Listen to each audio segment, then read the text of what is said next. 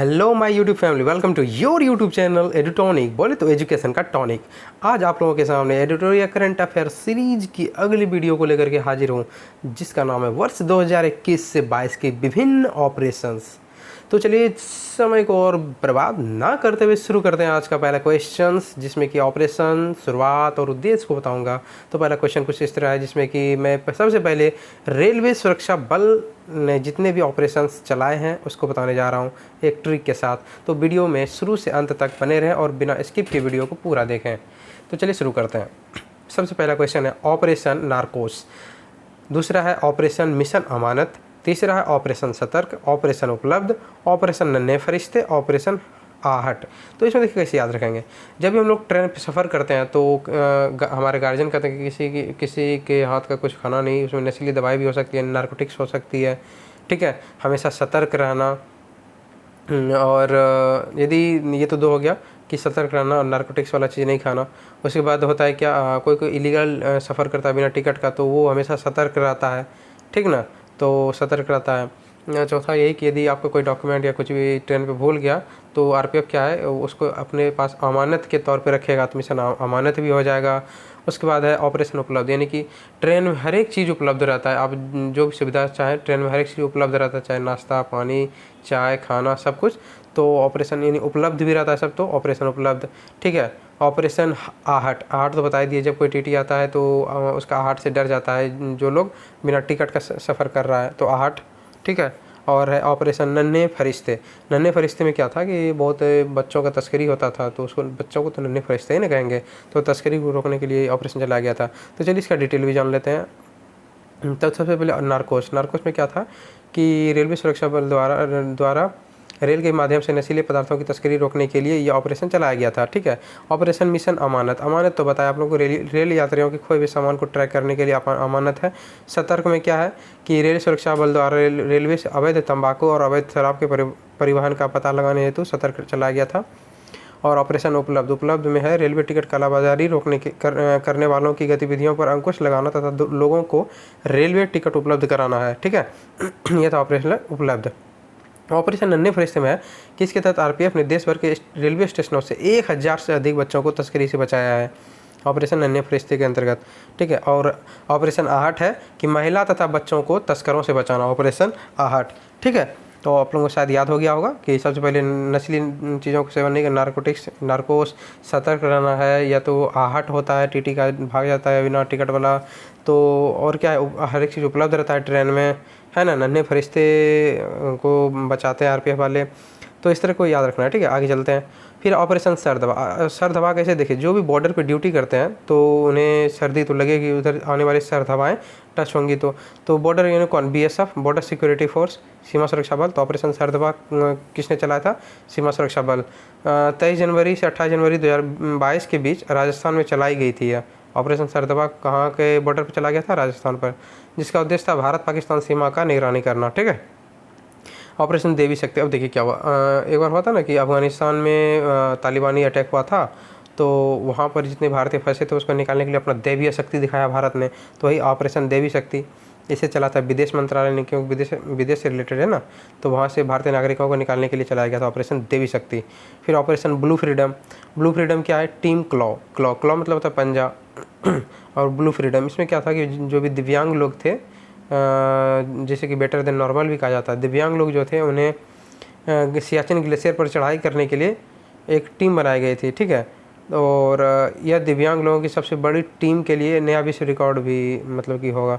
तो जो टीम बनी थी, तो टीम यानी कि विकलांग लोग जा रहे हैं, दिव्यांग लोग जा रहे हैं, तो दिव्यांग लोग अपने क्लॉ यानी पंजे से पकड़ पकड़ के ऊपर चढ़ रहे हैं, ठीक है। तो इसी को ऑपरेशन ब्लू फ्रीडम कहा गया, ठीक ना। सियाचिन ग्लेशियर पर चढ़ रहे थे, ऑपरेशन ब्लू फ्रीडम। उसे देखिए ग्लेशियर यानी कि एक तरह से पानी का भंडार है, तो पानी कैसा दिखता है, ब्लू दिखता है, तो इसे भी याद रखना है। ऑपरेशन ब्लू फ्रीडम, क्लॉ यानी पंजे से चढ़ रहा ऊपर दिव्यांग लोग। आगे है ऑपरेशन नमस्ते। नमस्ते कौन करेगा भाई, भारतीय सेना ने कहा कि देखिए हम लोग हाथ वाथ बहुत मिलाते हैं, कोरोना का टाइम है, हाथ नहीं मिलाएंगे किसी से, तो ऑपरेशन नमस्ते करिए, दूर से नमस्ते करिए, सब कोरोना के संपर्क से बचिएगा, ठीक है। तो ऑपरेशन नमस्ते भारतीय सेना ने कहा, ठीक है। ऑपरेशन वंदे भारत मिशन, ये क्या था वंदे भारत मिशन? ये विदेश मंत्रालय के द्वारा चलाया गया था। विदेशों में फंसे 14,800 भारतीय नागरिकों को घर लाने के लिए, यानी कि जो कोविड के समय विदेश में फंस गए थे तो उन्हें भारत लाने के लिए 14,800 लोगों को भारत लाने के लिए ऑपरेशन वंदे भारत मिशन चलाया गया था, ठीक है, विदेश मंत्रालय द्वारा, क्योंकि ये विदेश से रिलेटेड, विदेश से भारत आ रहा है। ऑपरेशन मिशन सागर, मिशन सागर भी विदेश मंत्रालय नहीं चला था, लेकिन इसमें क्या था कि कोविड-19 से निपटने के लिए मालदीव, मेडागास्कर, सेशेल्स और कोमोरोस को आवश्यक खाद्य सामग्री तथा आयुर्वेदिक दवाई को उपलब्ध कराना था। ऑपरेशन मिशन सागर, ठीक है। तो क्या था, दवाई और खाद्य पदार्थ आपूर्ति कराना था किसको? मालदीव, मेडागास्कर, सेशेल्स, कोमोरोस को। याद रखना मिशन सागर में क्या, बस दवाई। और ऑपरेशन प्रवाह, प्रवाह में क्या होगा? देखिए पहले कोचीन एयरपोर्ट लिमिटेड नहीं चलाते, यानी कोचीन एक तरह से तटीय क्षेत्र है तो वहाँ प्रवाह बहुत होते रहता है पानी का। तो देखिए इसमें क्या हो जाएगा कोच की एकदम प्रवाह कर रहा है, अटने रहा फिर भी कोच रहा है, प्रवाह कर रहा है।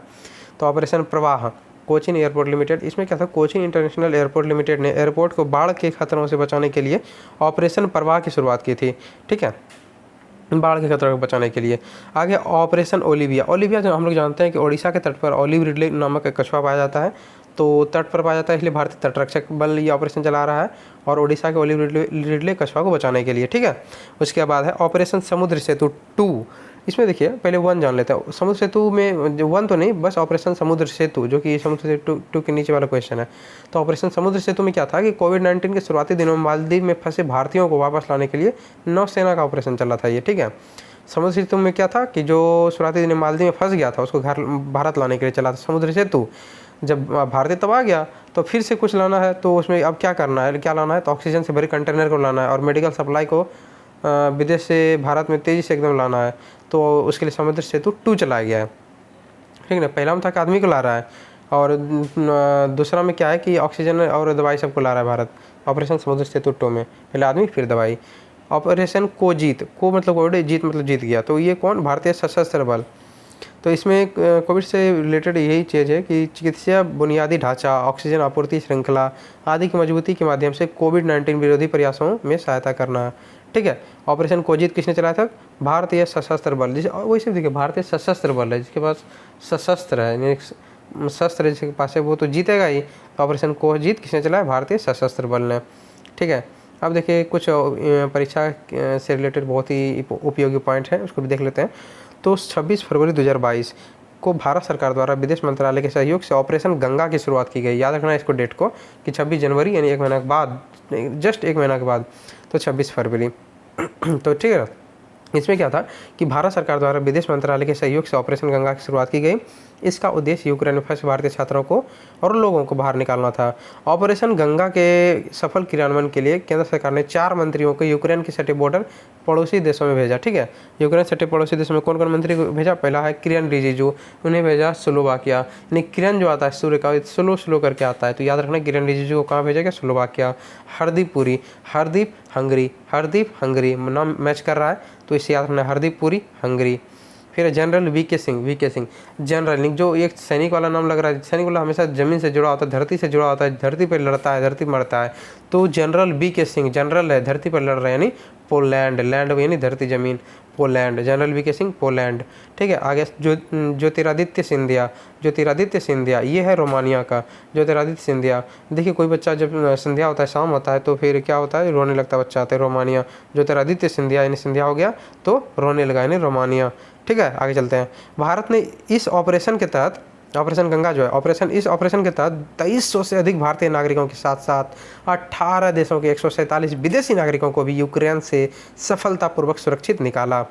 याद रखना है कितना कि 2300 से अधिक भारतीय नागरिक है और 18 देशों के 147 विदेशी नागरिकों को भी यूक्रेन से सफलतापूर्वक निकाला, ठीक है। यहाँ तक कि जो हमारा पड़ोसी बेटा है पाकिस्तान, वो भी भारत का झंडा ले लेकर यूक्रेन से भाग रहा था, ठीक है। अभी बाप का याद आ गया था। चलिए आगे चलते हैं। रूस के द्वारा घोषित 2 स्वतंत्र क्षेत्र, ये कौन कौन है? ये है डीएल, याद रखना डीएल। रूस का स्वतंत्र कौन किया? डीएल। रूस ने किसको स्वतंत्र किया? डीएल। डीएल मतलब डीएल हो गया, डी से हो गया डोनेल्स्क और एल से हो गया लुहांस्क, डोनेल्स्क लुहांस्क डीएल, ठीक है। अन्य बिंदु देख लेते हैं। यूक्रेन की राजधानी कीव है। यूक्रेन की सीमा साझा करने वाले कौन कौन से देश हैं? सबसे पहले देखिए यूक्रेन रूस से अलग हुआ था तो रूस होगा, रूस के साथ बेलारूस। और 4 मंत्री जो 4 जगह गए थे, कहाँ कहाँ गए थे?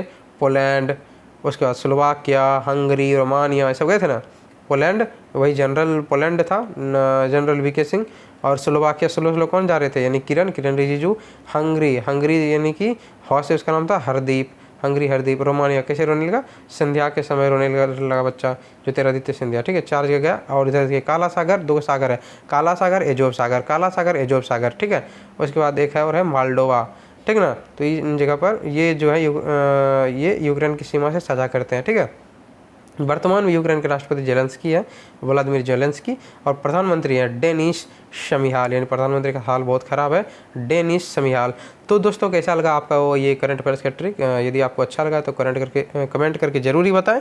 और यदि आपको कहीं इसमें कुछ खामियां नज़र आए तो उसको भी कमेंट करके ज़रूर बताएं, जिससे कि मैं आगे और उसमें सुधार कर सकूँ। चलिए आप लोगों से लेता हूँ विदा, फिर मिलूँगा अगले वीडियो में इसी तरह एक मज़ेदार ट्रिक के साथ। तब तक के लिए अलविदा, जय हिंद।